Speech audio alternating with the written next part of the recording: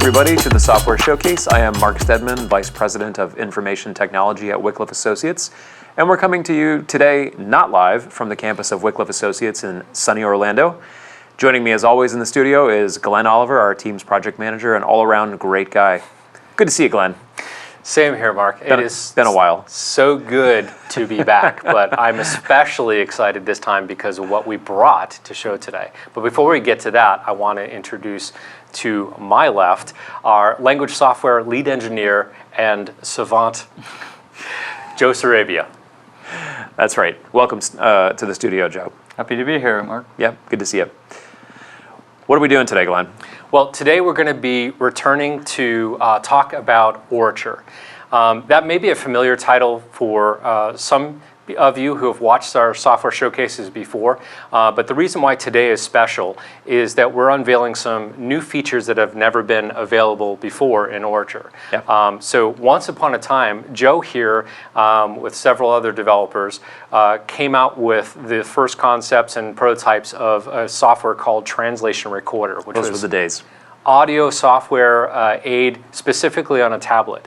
And then if you fast forward in time, Joe also helped us spearhead the idea of making that same software capability available on PC, any PC. Yeah. And that was Orature. And it was essentially equivalent to the feature set that you could have on the tablet. So now you could basically have audio translation software available pretty much on any device that you had at hand. But with Orature 3.0, we're bringing some brand new features and some stuff that, frankly, is just kind of wowed me. Yeah, I'm really excited for today's announcement and today's release. This is Orature 3.0. 3.0 is a major release after 2.0 and 1.0. So what are some of the new features, Glenn? Well, let's switch to the screen here, and we're actually going to click on this new project here, and it kind of defines it for us.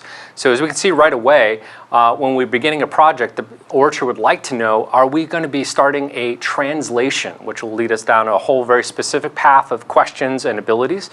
Then there's narration, which we have shown in the past, but we're going to focus on today with a brand new ability of how that can be done so much quicker and more natural.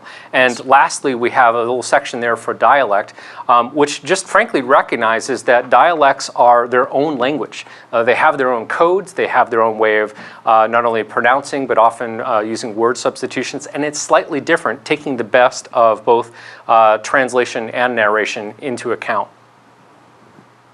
So first up, if you don't mind, I would like to show you narration, how that is new. Before we go any further, the first question that is often asked is, okay, if I'm doing a narration, what language do I expect to be reading today? And in the past, usually this screen would just have English. Occasionally I would show you how to maybe bring in other languages, but here you'll see I've got probably close to 30 different languages that you could even just start the project with. And all of these, for the most part, are gateway languages, meaning they're the languages of wider communication. So you can use this not only to do a narration for audio that doesn't exist, or, as we'll see a little bit later on, how you might want to use this in the app later on. Turn it right around and use it for translation. So we're going to start here in English because at least most of us, the majority here, only speak English. So we're going to be speaking it in English, and or reading it, and we're going to be speaking it into English. So we're going to go ahead and move that there. We have all the books of the Bible here. We'll come back to this screen a number of times and talk about our progress and little indicators that let us know different features here. But we're going to start out in Psalms. Now, right away, we recognize that there's 150 Psalms available to us, and we can navigate through that simply by bringing down that little matrix of all of them. But we're actually intentionally going to start with Psalm 1. One, because it is at the beginning and is a relatively short psalm, so that'll be fun for us to go through. But it also shows off one of the first things that we've done differently. We've recognized from the field that often a lot of language groups really want to specify, where am I?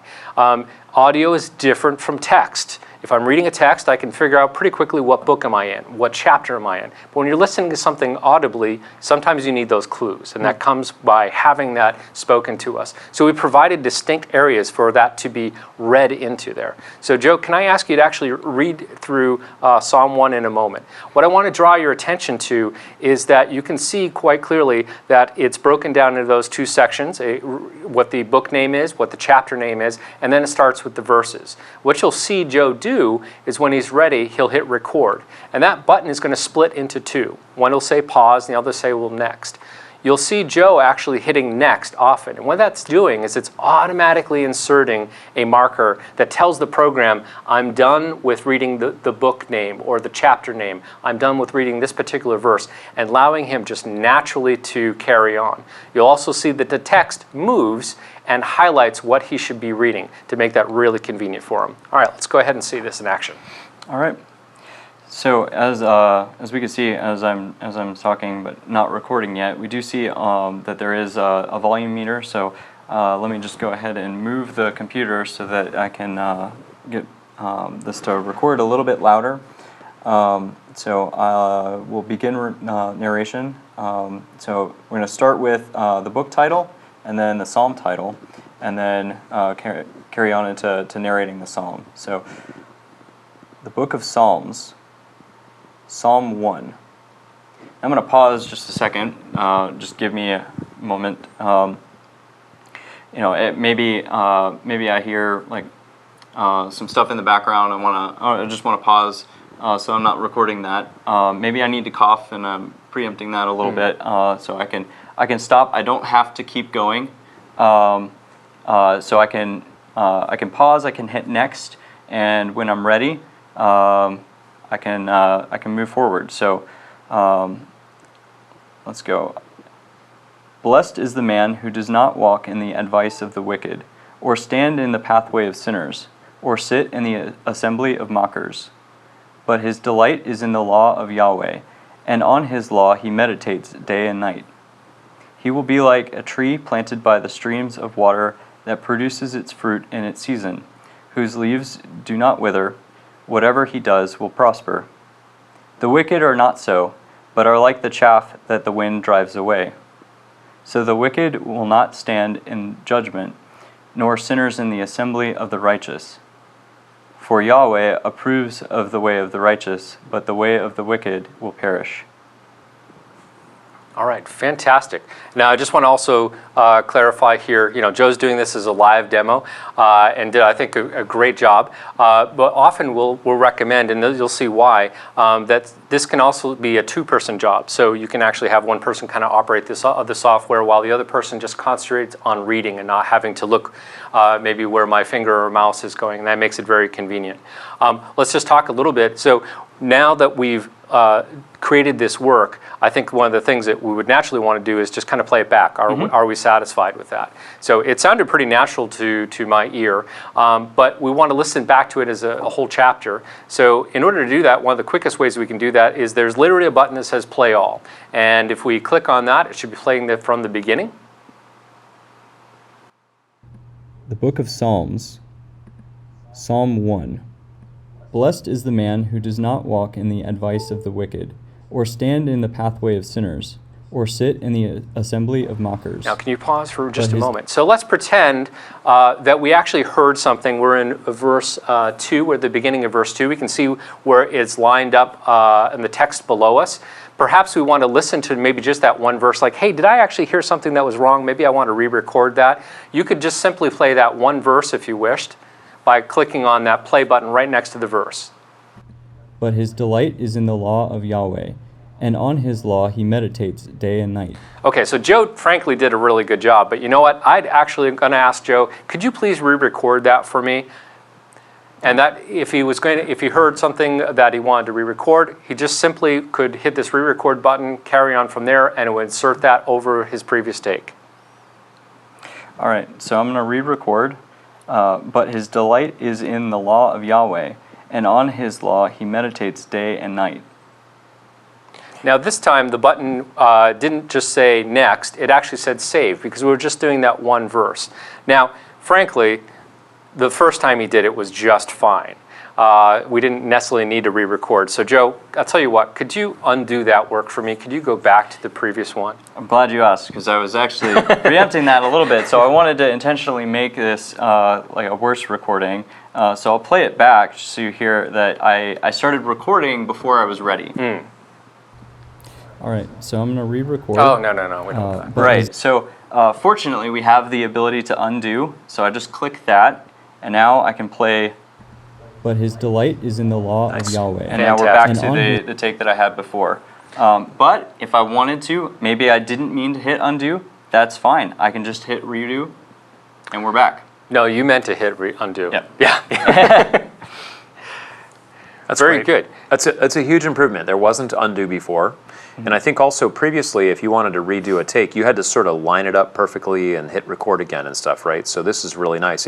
Yeah. What I hear you saying is it knows right where the verse begins and ends, so it just goes ahead and puts it right where it belongs. And if your recording was shorter or longer, it's going to all manage all that in the background for you. Yep. Nice. But maybe I clicked a little bit before I was ready. I can just drag these markers around, make some fine-tuning adjustments as needed. Okay. There's a whole lot that we can explore on this page, and if you're a fan of Orature or interested in using it, please be on the lookout for the more instructional walkthroughs that we'll have following that. But just to point out kind of some stuff, now if you click on chapter again, remember there's 150 chapters, but we'll now see that that Psalm 1 looks a little bit different. We've actually completed content for Psalm 1. Right. And so it lets us know, yeah, you've done that. In fact, if we go back to the home screen, which shows us all of the books of the Bible here, it's very hard to see, but you'll have to trust us there. Maybe in post we can zoom in. There's a little bit of progress there. We've done 1 out of the 150 there. It's about one pixel of progress. Yes, 1 pixel of progress. Very nice. Sort of filling it we in. had to kind of scroll down to find that. And we can even organize this screen in whatever way is convenient. Each of these columns is actually a sortable column. So if Joe clicked on progress at the top, then it brought Psalms up all the way at the top. So if I was saying, hey, I was working on Psalms, I want to go back, I don't have to keep finding it each time, it could just promote that as the top one there. All right, so we've completed Psalms, so we're going to do just a little bit of prep work here and take what Joe did for Psalms 1, and we're going to actually export that. So that's a way in which to get some of our audio out of the program. And we can do that for a number of different ways. Maybe we want to be able to listen to that. I want it as an MP3s. Maybe we want to share that. Maybe I just want a whole backup of the project. But we're going to do something special today we actually haven't done before, which is we're going to save this out as essentially my source audio. What I mean by that is we're going to take his work today and put it in a format that we can bring back into Orature or any copy of Orature. Somebody can use his words to begin translating into another language by listening to him. Nice. So by clicking on this little, what do we call it, ellipse, or what's the technical term for it, we see that there are other options. So we're going to hit export here. And in a structural video, we can walk through all the other options. But today, we're going to choose source audio. There's only Psalm 1, which it's going to export. And he's going to click on export. And why don't you put it in documents? Okay. All right. Makes it a little bit easier for us to find a little bit later on. Now, once that is done, transforming that audio into a package that Orature will recognize automatically as source audio, we're going to go back to the home screen. So we're going to try a completely different type of project now, and that is going to be a translation. So oral translation, this is when we're going to be listening to one language and we're going to be recording in a separate language. All right, so we're going to check that one here. Once again, we have all the gateway languages. But I don't see, I see English up there, and we'll come back to this, but we'll see that I don't have necessarily a source audio, but the program's got me. It's going to remind me in just a moment. So let's click on English, and what language we'd like to be speaking today? Should we try Spanish so we can look at, or Vietnamese or something like that for later? Sure, let's look up Spanish. All right. Okay. So let's go ahead and go back to Psalms since we have source audio for that. Yep. Now this screen is telling us something important, which is, hey, if I'm going to be doing an oral translation, I need the audio that I'm going to be listening to. And then generally speaking, the program is going to give you a bunch of different options. One of the quick ways would be the big blue button, which would say check online, right? And that we've showed this off a little bit in the past, which will take us directly to our website where we have audio for a number of gateway languages that you could download and import into Orature. But we're going to go back to our program and load the one that we already have. So we're going to choose to choose a file. You could either drag it into this field or you could select it through your file manager.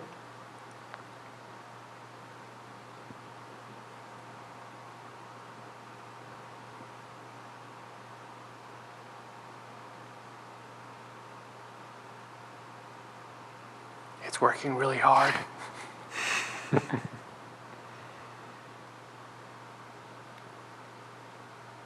I think part of what we're seeing here is, although he did audio for one psalm, it is checking for all of the psalms in its database. So right away, the screen changed. It now has the audio to work from.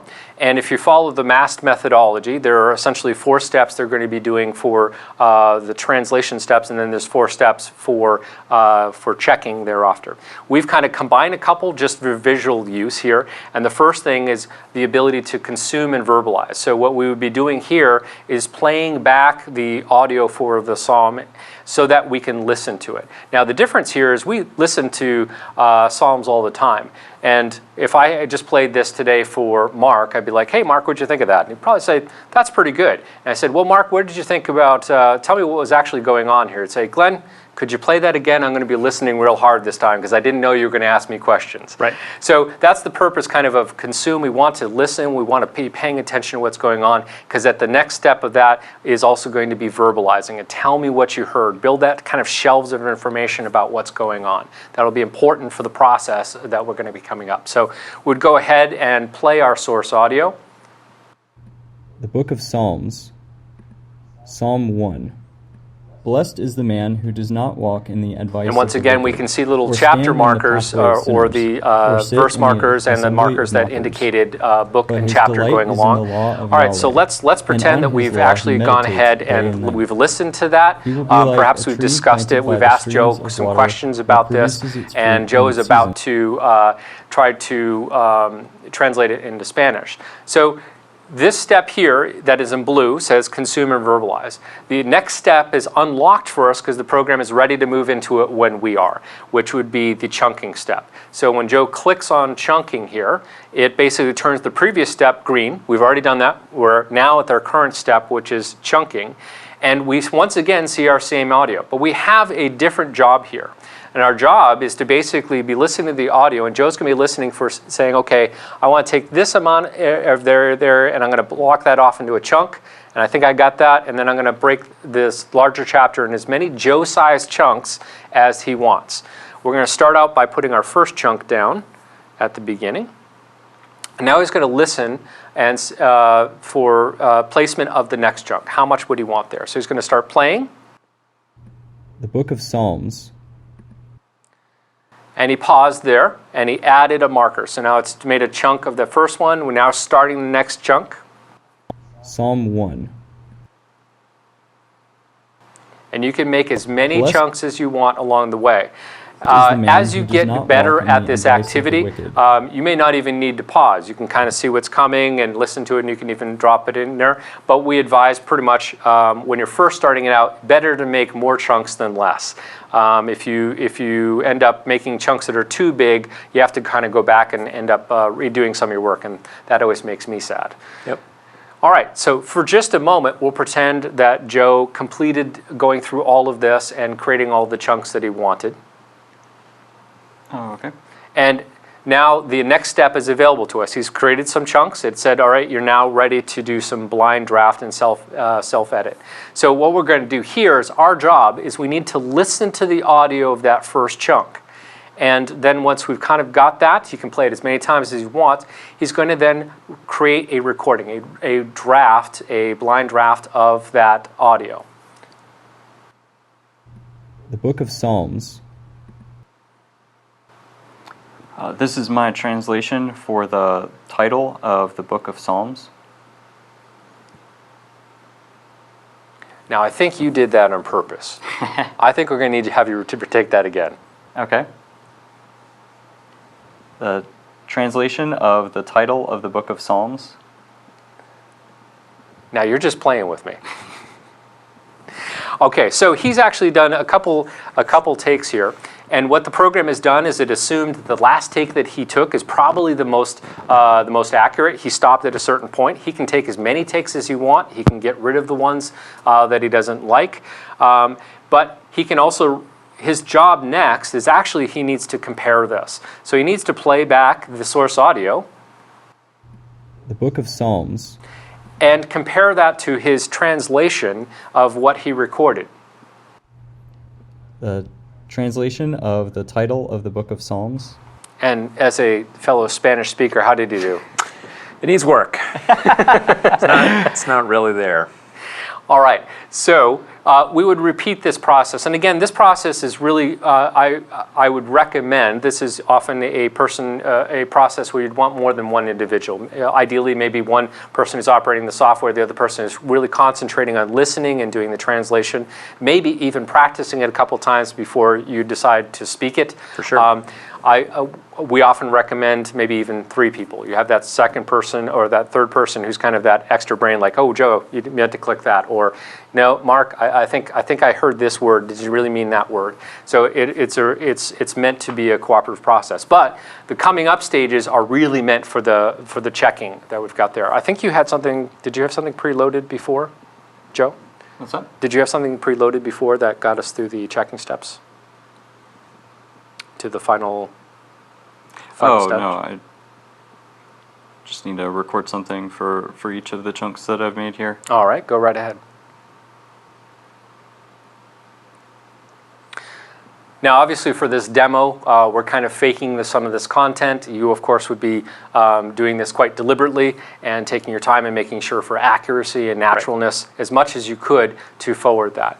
But once you actually have some content, what Joe and his operator might do is then to take this for some peer edit. So once again, we're repeating some similar processes here, but we want to actually play it for another group. Maybe it's another group that's doing a translation of another book or chapter. We want to bring them in, or maybe it's members from the church, whatever that peer group would be. And the purpose is we would be playing, once again, the source for that group and our translation for each of those chunks. And what we recommend is if that group suggested a correction or an opportunity for redoing it, we do it right there. Why? I have the speaker right here. It's in his voice already. Now. Yeah. We have the computer. We can make this correction as we go forward. And we repeat this process for each of the steps until we got to the finalized step. And some of the other steps, as indicated by the event leader or facilitators, they might actually have external resources that are keyword checks or reviewer's guide to talk about the content of the verses. But they're pretty much the same process until we get to the finalized step, which allows us to do a couple things. One of which is to take that final recorded translation and actually insert back where verse markers would be appropriate in that translation. And also the ability to perhaps hand it off to other editing software. Perhaps we decide we'd like to do some normalization or correct other kind of corrections or filterings, or being able to take out the sounds of chickens or whatever that may be. Right. So it provides that process. But in a nutshell, this is a way in which we can actually encourage following the MAST methodology as people are taught and trained with Wycliffe Associates projects, and the software enables you to be able to do that so much quicker and a lot easier. So a couple things I want to highlight is that, number one, Orature 3.0 adds the chunking process. Mm-hmm. That's a key component of the MAST process, and until now we've never had chunking as a part of an audio tool. That's a big add. The other thing is the differentiation of oral translation and narration. So we've had a version of Orature that could do narration a little bit differently than this, but that's what we've had kind of out. But this is the one, this release brings both of those to be available in the same software tool. Right. The previous version of Orature, some people have used it for translation, but they would be limited to doing it verse by verse. Right. Which did a lot of hard work and probably lifted it, but usually it required a group to do a re-recording later on in one voice to make it sound a lot more natural. And we've enabled that to be a lot easier to achieve right from go. Yeah. I also saw a ton of usability improvements where we just have a much better user experience now than we had in the past, and that's from feedback we've had from the field, people using the software, and hard work from a number of people, including Thomas Heine and the other developers who worked on the tool. Indeed. Yes.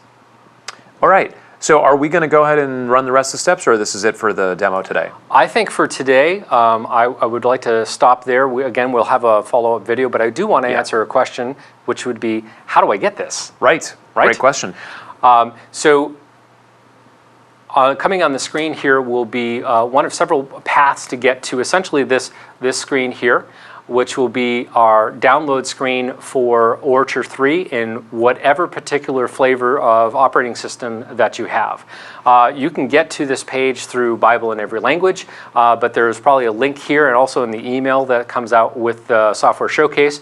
That is, it's also on BibleTranslationTools.org. And just follow the link for Orature. So just to clarify, you got to click on Orature, but then you got to look for the Orature beta to get to this page, or is this going to be the actual page now? In post, the page you're seeing is the actual the page for what is live and ready. Okay. Yeah. Okay. So this recording of Software Showcase will be launching as the product is available for everyone to download that day. On Monday. Yes, because today's not Monday. That is correct. We're not going to say which day it is, but it's a day in the future. Okay, great. Good to know. Well, guys, it's been great to have you here. I am so excited about the release of Orature 3. We've been waiting for it for a long time. Great work, Joe, and your team on that. And it's exciting for me to see. I actually had not seen a completed demo yet. I was kind of holding off because I wanted to be able to see it live. So really, really good stuff here, and I'm excited to see it get embraced by our folks on the field. Now that that's all out of the way, what time is it, Glenn? You know what time it is. I think it's bullet time. It is bullet time, which is also the time when I get my glasses back on because I can't read my own writing without them. So Joe, as you know, one of the things we like to do with every guest that we bring into the software showcase is we like to ask questions of you to give the opportunity for folks to get to know you a little bit. So Glenn actually wrote all these questions today, so if you're annoyed, they're all Glenn's, but I did approve them, so you can blame both of us. So the first one is, if you were given unlimited musical talent, but only in one place, would you rather be an awesome vocalist or an amazing instrumentalist? I'm going to go instrumentalist. Amen, that's right. That's right, because singers are just show-offs. Noodles or rice? Oh, man. What kind of rice? No. You shouldn't pick. Rice. All right, noodles. Okay. My thought was rice noodles. That was how I was going to navigate through the middle. Yeah, exactly. Is chili a soup? I think it depends on the chili. What do you think, Glenn? Chili's a soup. Think about how we make it. Yeah, I'm sort of convinced, but I don't think of it as a soup, so I don't know. I'm still on the fence. Stew? Is stew a soup? It's a stew. That's why it's called stew. It's not called thick soup. Ice cream in a cone or a cup? Cone. Okay, cone is good. So you like having sticky fingers? That's good. Just don't touch your computer afterwards. And final question is, who was the best actor playing Spider-Man? I'm gonna go actually Tobey Maguire. I'm with you. Wow. Yeah, I'm with you. I don't mind Tom Holland, but I'm You with did you. good. I like Tobey Maguire better. Anything else before we hang up today? I think Joe should tell us a good book recommendation. Maybe an oldie but goodie or something brand new. That's a great idea. Yeah. Yeah, so most recent book that I read, Count of Monte Cristo. Thoroughly enjoyed it. Yeah. Highly recommend it. It's a good one.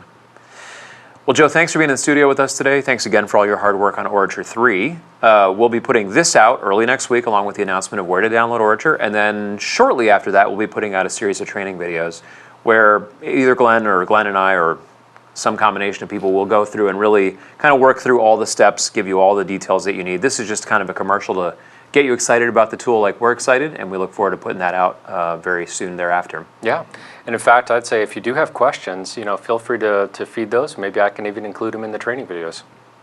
Good idea. All right, thanks everybody. We'll see you next time. Bye.